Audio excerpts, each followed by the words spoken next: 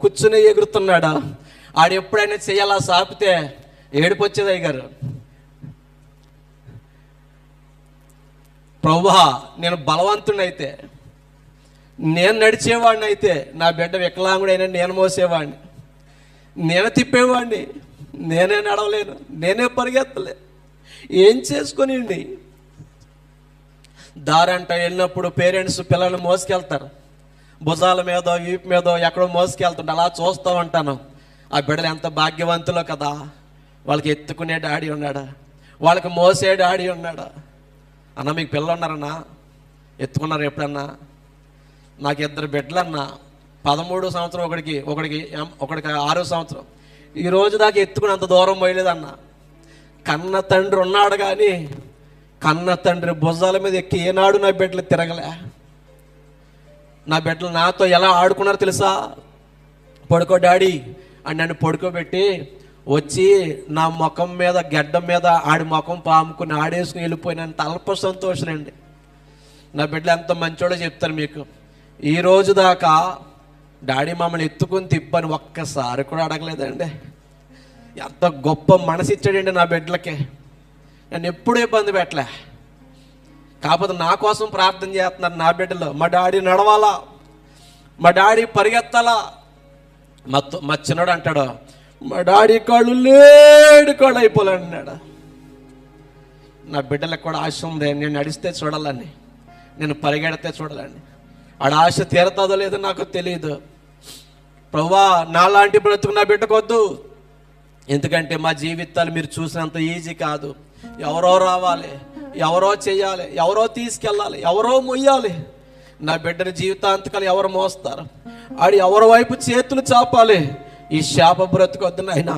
నా మీద ఇంకా నీ కోపం ఉంటే నాకు కొన్ని అవయవాలు పనిచేస్తున్నాయి, తీసేసుకో. నేను అస్తమించే సూర్యుడు అంటోడిని, ఆడు ఉదయించే సూర్యుడు అంటాడు. ఆడిని నడిపించయ్యా అన్నాం. అండ్ ఇక్కడే ఈ తొడకలోనే మేము టెస్టులు చేయించాం.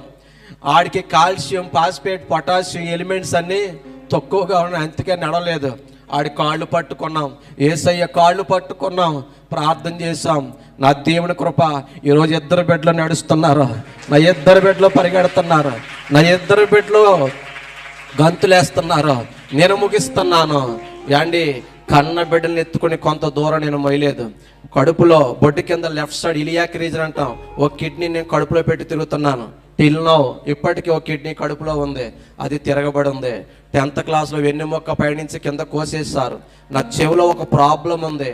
మన అందరికీ చెవిలో బ్యాలెన్స్ ఉంటుంది, వట్టిగాని అంటాం. It's give equilibrium to the body. మనం నించున్నా, నడిచినా, కళ్ళు మూసుకుని నడిచినా పడిపోకుండా ఉంటామంటే కారణం చెవిలో బ్యాలెన్స్ ఉంటుంది. అది నా స్థానం తప్పి చెవిలో శబ్దాలు వచ్చి కళ్ళు తిరిగి వాంతులు అయిపోయి వ్యాధి ఉంది. అందుకే మెసేజ్ ముందు ట్యాబ్లెట్ వేసుకుని నేను మెసేజ్కి వస్తూ ఉంటాను. ఇది ఎప్పుడు జేబులో పెట్టుకు తిరుగుతూ ఉంటాను. ప్రియమైన దేవుని బిడ్డలారా, చివరి మాట చెప్పి వెళ్ళిపోతున్నాను. కన్న బిడ్డల్ని కొంత దూరం నేను మొయ్యలేకపోయినా, కిడ్నీ కడుపులో ఉన్న, చెవిలో ప్రాబ్లం ఉన్న, సైనసైటిస్ ఉన్న, వెన్నెముక ఆపరేషన్ జరిగిన, మోకాళ్ళ కింద స్పర్శ లేకపోయినా, పాదాలు పడిపోతున్నా, క్రీస్తు కోసమే నా పరుగు. కన్న బిడ్డలో మొయ్యలేదు కానీ యేసయ్య సిలువ సువార్త కాడి మాత్రం నా భుజాల మీద వేసుకుని పల్లె తిరుగుతున్నాను, పట్టణం తిరుగుతున్నాను, నగరాలు తిరుగుతున్నాను, రాత్రి పగలు అలిసిపోయి అంత సేవ చేస్తున్నాను. ఒక్క మాట చెప్తాను బిడ్డలారా, 2 కాళ్ళు లేని యేసయ్య కోసం, అమ్మా వినాలి, 2 కాళ్ళు లేని నేనే యేసయ్య కోసం ఎంత కష్టపడుతుంటే, నీకు కళ్ళు ఉన్నాయి, కాళ్ళు ఉన్నాయి, అన్నీ ఉన్నాయి, యేసయ్య కోసం ఏం చేసావు? మీరు ఏమనుకోనంటే మాట చెప్తాను. 2 కాళ్ళు పని చేయబడి యేసయ్య కోసం పరిగెడుతున్న నేను వికలాంగున్నా, కాళ్ళు చేతులు ఆరోగ్యం బలం అన్నీ ఉండి యేసయ్య కోసం ఏమీ చేయని, సారీ మీరు వికలాంగులా? బ్రదర్ ఎంత గొప్పగా చెప్తున్న దేవుడు కోసం నీ ఏం చేశాడు దేవుడు అంటే చెప్తున్నాను, వెళ్ళిపోతున్నాను. ఒకప్పుడు నేను 3 చక్రాల బండి తిప్పేవాడిని. ఈరోజు ఇక్కడ కూడా నా కారు నేను నడుపుకుంటూ వచ్చాను. కాళ్ళు పడిపోతాయి, పని చేయు, ఇలా పాదం పడిపోతాయి, బ్రేక్ యాక్సిలేటర్ తొక్కలేను. హైదరాబాద్లో మాడిఫై చేయించాను, చేత్తో ఆపరేట్ చేసుకుంటూ వచ్చాను మీ దగ్గరికి. దేవుని స్తోత్రం. ఒకప్పుడు నాకు పెళ్ళి అవదన్నారక్క, దేవుడు చక్కని భార్యనిచ్చాడు. పిల్లలే పుట్టరన్నాడు, 2 పిల్లల్నిచ్చాడు, 3 మందిరాలు ఇచ్చాడు, ఒక సంఘ కాపరి, ఒక టీవీ స్పీకర్, ఒక పబ్లిక్ స్పీకర్, కడుపు నిండా అన్నం, ఊరు నిండా ఘనత. ఏం చెయ్యాలి ఎంతకన్నా? ఇంకొక మాట చెప్పి వెళ్ళిపోతాను. ఇంకా ఏం చేశాడు దేవుడు అంటే, బలవంతులు చేసే సేవ, yani జ్ఞానవంతులు చేసే సేవ, పరిగెత్తేవాళ్ళు చేసే సేవ, నిలబడేవాళ్ళు చేసే సేవ, మోకరించగలిగిన చేసే సేవ, ఇవేమి చేయలేని ఒక ఓటి వాడికి ఇచ్చాడు. వాడుకుంటున్నాడు. రాజులైన యాజక సమూహంలో పెట్టాడు. నా చరిత్ర మొత్తం మార్చాడు. నా కథ మొత్తం ఈ మధ్యలో పాట ట్రెండింగ్ లో ఉంది. ఏమైనా చేయగలవు, కథ మొత్తం మార్చగలవు. పాడండి. ఏమైనా కథ మొత్తం మార్చగలవు, నీ నామముకే. ఆమె అయ్యగారు వచ్చేసారు. ఇంకా మనం వెయిట్ చేయకూడదు. నేను వెళ్ళిపోతున్నాను. బ్రతుకుంటే మీరు ఏ ఊరైనా ఎప్పుడైనా కలుద్దాం. లేదు ఇదే ఆఖరి చూపులో. ఈ లోకం కోసం బ్రతకండి. ఒక్కరోజు బ్రతికిన యేసయ్య కోసం బ్రతకండి. ఈ లోకపు ప్రేమల కోసం పరిగెట్టుకోండి. నీ కోసం ప్రాణం పెట్టిన యేసయ్య కోసం పరిగెత్తు. నా ఊపిరినంత వరకు నా పరుగు యేసయ్య కోసమే.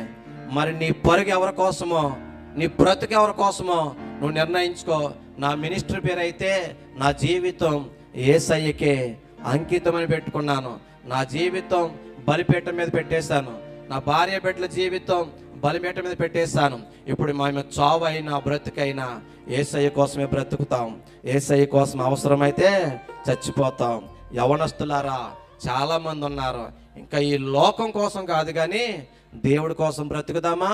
మీకు బ్రతకాలన్న ఆశ ఉంటే, మీకు ఎవరు సపోర్ట్ లేక చేయకపోతే నన్ను సంప్రదించు. నా రక్తపు బొట్టు కూడా యేసయ్య సేవకి నేను ఖర్చు పెట్టడానికి సిద్ధంగా ఉన్నాను.